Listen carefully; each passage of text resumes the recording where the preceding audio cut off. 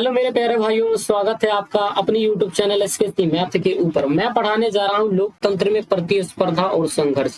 लोकतंत्र में प्रतिस्पर्धा, लोकतंत्र में प्रतिस्पर्धा और संघर्ष। और इसका सेकेंड वीडियो पार्ट है, ये होगा 25 से लेकर 50 तक के क्वेश्चनों का MCQ सीरीज, जहां पे हर चैप्टर आप सीख रहे हैं 2026 के लिए। आइए वीडियो की शुरुआत करते हैं। पहले आंसर आप लीजिएगा, फिर मैं आंसर मैं दूंगा। निम्नलिखित में कौन सा प्रमुख उद्देश्य प्राय सभी राजनीतिक दलों का होता है? तो सभी राजनीतिक दलों का उद्देश्य क्या होता है? सत्ता को प्राप्त करना, या सरकारी पदों को प्राप्त करना, या चुनाव लड़ना, या इनमें से कोई नहीं। तो सभी राजनीतिक दल का मेरे बच्चे उद्देश्य होता है।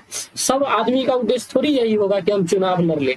चुनाव लड़ने के बहाना कुछ और करना चाह रहा है, उसका मतलब क्या होना चाह रहा है? वो सब सत्ता को प्राप्त करना चाह रहा है।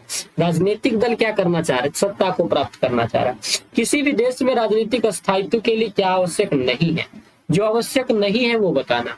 तो किसी भी देश के लिए सभी दलों द्वारा सरकार को रचनात्मक सहयोग देना, ये जरूरी है क्या? हम सहयोग दे रहे सरकार को, ये तो बहुत जरूरी है सर। किसी भी अस्थायित्व तभी बना रहेगा ना आप जब सहयोग देंगे। 2 दिन पे जिंदाबाद मुर्दाबाद करिएगा तो कैसे सरकार अपना काम कर पाएगी? अच्छा, किसी भी ढंग से सरकार को अपदस्थ करना, अरे भाई कैसे कर दोगे यार? गलती है ही नहीं किसी भी ढंग से। कुछ भी आवश्यक नहीं है वही करना, नहीं ये आवश्यक है क्या? उसके बाद उसके बाद क्या कह रहा है? निर्णय प्रक्रिया में सरकार द्वारा सबकी सहमति लेना। ये तो ठीक ही लग रहा है कि निर्णय प्रक्रिया में यार सर की सहमति ले लो। सरकार द्वारा विरोधी दल को नजरबंद करना, अरे ये कैसे कर दोगे? सरकार ने विरोधी दल को नजरबंद कर दिया, गलत तो यही लग रहा है। आवश्यक नहीं है, ये आवश्यक नहीं है और इसलिए सही है। हाँ, निर्णय प्रक्रिया में सरकार द्वारा सबका सहयोग लेना बिल्कुल ठीक लग रहा है। किसी भी ढंग से सरकार को अपदस्थ करना, किसी भी ढंग से नहीं कर सकते, लेकिन यहाँ पे ये मानना पड़ेगा। सभी दल द्वारा सरकार को रचनात्मक सहयोग देना, हाँ ये बात बिल्कुल सही है। सहयोग नहीं दीजिएगा पार्टी नहीं चल पाएगी। तो इसका आंसर 27 का हो जाएगा। राजनीतिक दलों को मान्यता चुनाव चिन्ह कौन की प्रदान करता है?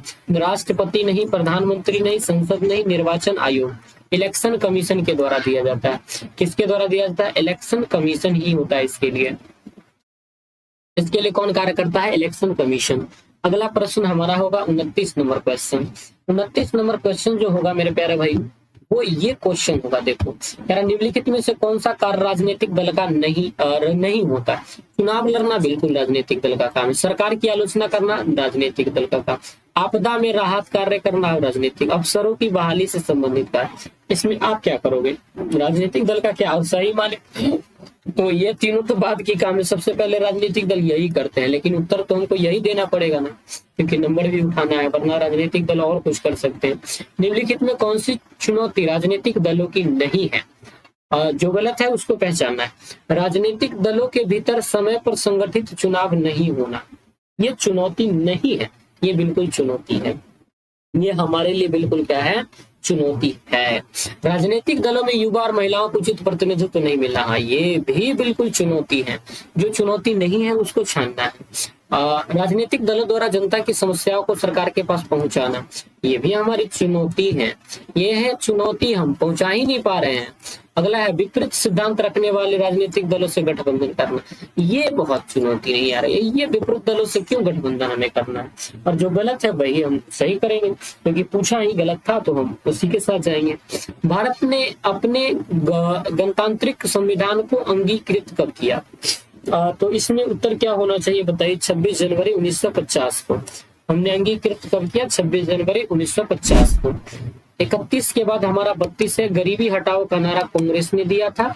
जनता पार्टी, जनता दल, जनशक्ति पार्टी, ये सारा गलत है। किसने दिया था? कांग्रेस ने दिया था। उसमें भी किसने दिया था? इंदिरा गांधी ने दी थी। गरीबी हटाओ का नारा किसने दी थी? इंदिरा। महेंद्र सिंह टिकैत किस संगठन से संबंधित है? तो किसान यूनियन के लीडर है महेंद्र सिंह टिकैत। क्या है? किसान यूनियन के वो है लीडर। महेंद्र सिंह टिकैत क्या है? किसान यूनियन के लीडर है। अगला प्रश्न पे मैं आपको ले चलता हूँ। देखो अगला प्रश्न कह रहा है, 34 नंबर प्रश्न इधर साइड है, ऊपर है। 34 नंबर प्रश्न कह रहा है, 12 जून 1975 को निम्नलिखित में से किस न्यायालय ने एक ऐतिहासिक निर्णय लेकर इंदिरा गांधी के निर्वाचन को अवैधानिक करार दे दिया था? तो ये कौन सा कोर्ट था? आपको याद होना चाहिए, 12 जून 1975 था। और इंदिरा गांधी का जो निर्वाचन था उसको कोर्ट ने क्या कर दिया था? वैलिड नहीं, इनवैलिड कर दिया था। क्या कर दिया था, इनवैलिड कर दिया था। और कौन से कोर्ट ने ऐसा कार्य करने का काम किया था, उसका नाम था इलाहाबाद उच्च न्यायालय। उसका क्या काम नाम था, इलाहाबाद उच्च न्यायालय। अगला प्रश्न मेरा है 34 के बाद 35 नंबर। चिपको आंदोलन कहाँ हुआ, बिहार में, उत्तराखंड में, पंजाब में, हरियाणा में। मुझे नहीं लगता इसका उत्तर किसी आदमी को छोड़े होंगे, उत्तराखंड होगा। चिपको आंदोलन कहाँ हुआ, उत्तराखंड। अगला है 35 के बाद 36। दलित पैंथर्स ने निम्नलिखित में से किस राज्य में दलितों पर बढ़ रहे अत्याचार के खिलाफ संघर्ष किया था। दलित पैंथर्स ने निम्नलिखित में से किस राज्य में दलितों पर बढ़ रहे अत्याचारों के खिलाफ संघर्ष किया।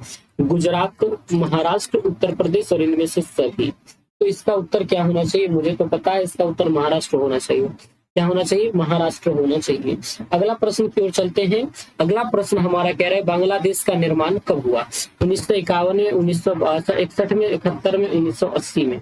तो बताओ कब हुआ था बांग्लादेश का निर्माण, 1971 के आसपास। हाँ, श्रीमती इंदिरा गांधी ने मोर्चा खोला था और वहां के लोगों को बांग्लादेश बनाया था, पूर्वी पाकिस्तान।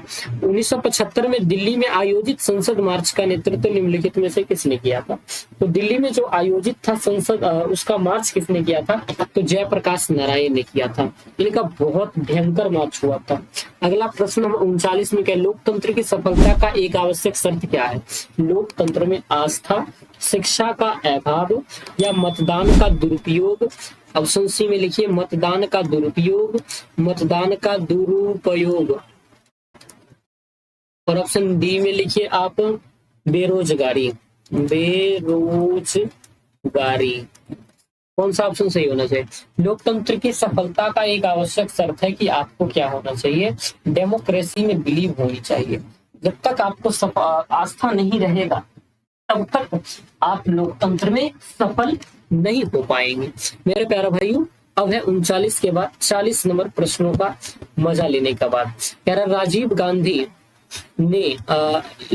गांधी लोंगेवाल समझौता कब हुआ था। तो राजीव गांधी लोंगेवाल समझौता जो हुआ था हमारा 1985 को हुआ था। कब हुआ था, 1985 में। हमारा राजीव गांधी लोंगेवाल समझौता 1985 को हुआ था। 41 नंबर प्रश्न की ओर चलते हैं। क्या कह रहा है, चिपको आंदोलन किस उद्देश्य से चलाया गया था। नसबंदी के लिए, सुशासन के लिए, पर्यावरण संरक्षण के लिए। चिपको आंदोलन किस उद्देश्य से चलाया गया था, पर्यावरण संरक्षण करने के लिए। नेपाल में लोकतंत्र की वापसी कब हुई थी, 2003, 4, 5, 6। 2003, 4, 5, 6 नेपाल में लोकतंत्र की जो बहाली हुई थी 2006 में पुनः वापसी हुई थी। अगला प्रश्न हमारा कह रहा है 43। बेल्जियम में किस तरह के स्कूल में फ्रेंच बोलने पर रोक लगा दिया। बेल्जियम में किस तरह के स्कूल में फ्रेंच बोलने पर रोक लगा दिया। नामूर, मोस, मर्चमेंट, ब्रुसेल्स। किस पे रोक लगाया, जल्दी बताइए। तो इसका उत्तर होना चाहिए मर्चमेंट। क्या होना चाहिए, मर्चमेंट, मर्चटेम। अगला प्रश्न 44 की ओर चले हम। अगला प्रश्न हमारा कह रहा है नर्मदा घाटी परियोजना किससे संबंधित है। तो नर्मदा घाटी परियोजना हमारा क्या चीज से संबंधित है, जल्दी बताइए। इसका उत्तर होना चाहिए नर्मदा घाटी परियोजना जो था वो जल को लेकर था। क्या चीज को लेकर था, जल को लेकर। जमीन, जंगल, मरुस्थल छोड़िए, जंगल जमीन को लेकर के था। अगला 45। नर्मदा बचाओ आंदोलन में नर्मदा क्या है, नर्मदा एक नदी है। और क्या रहेगा, नर्मदा एक क्या है, नदी है। 45 के बाद हमारा 46 नंबर प्रश्न कह रहा है क्या कि बहुजन समाज पार्टी के संस्थापक कौन थे। तो बहुजन समाज पार्टी के संस्थापक हमारे थे, कौन थे, मायावती नहीं थी, कांसीराम थे। बहुजन समाज पार्टी के संस्थापक कौन थे, कांसीराम थे।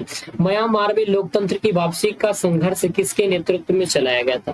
तो म्यांमार में लोकतंत्र की वापसी का संघर्ष किसके नेतृत्व में चलाया गया था, मिशेल बैशेल, राजा ज्ञानेंद्र, आंग सान सूची। निम्नलिखित में से कोई नहीं, आंग सान सूची होगा। अगला प्रश्न की ओर हम ले चलते हैं। आपको 48 बताना, भारतीय जनता पार्टी का चुनाव चिन्ह क्या है, चक्र, कमल का फूल, लालटेन तो आरजेडी मजनुआ फ्रेंड। इसका हाथी मायावती जी का। कमल का फूल है बीजेपी का चुनाव चिन्ह क्या है, कमल का फूल है। अगला प्रश्न की ओर हम चलते हैं। 49। राष्ट्रीय पुनर्वास नीति को कब स्वीकृति मिली थी। राष्ट्रीय पुनर्वास नीति को स्वीकृति मिली थी 2003 के अंदर। 219 नहीं होगा, इसका उत्तर 2003 होगा। अगला प्रश्न में चलते हैं 50। भारत में पहली बार गैर कांग्रेसी सरकार कब बनी थी। भारत में पहली बार गैर कांग्रेसी सरकार 77 में बनी थी, 82 में, 87 से 89 में। तो मुझे उम्मीद है कि सब लोगों को इसका पता है उत्तर, फिर भी मैं बता देता हूँ। 77 में बना था, 1977 में बना था। गैर कांग्रेसी सरकार, बीजेपी को जीत मिल गई थी। मेरे प्यारे भाइयों, 25 से लेकर के 50 तक के मैंने क्वेश्चन को डिस्कस कर लिया है। अगली वीडियो में आपका स्वागत करेंगे 50 से 75 तक के क्वेश्चनों के लिए। लेकिन यारों, छोटी से गरीब क्रिएटर को भी आप क्या करो, सब्सक्राइब करके हमें मदद करो कि मैं आगे बढ़ सकता हूँ। Thank you very much.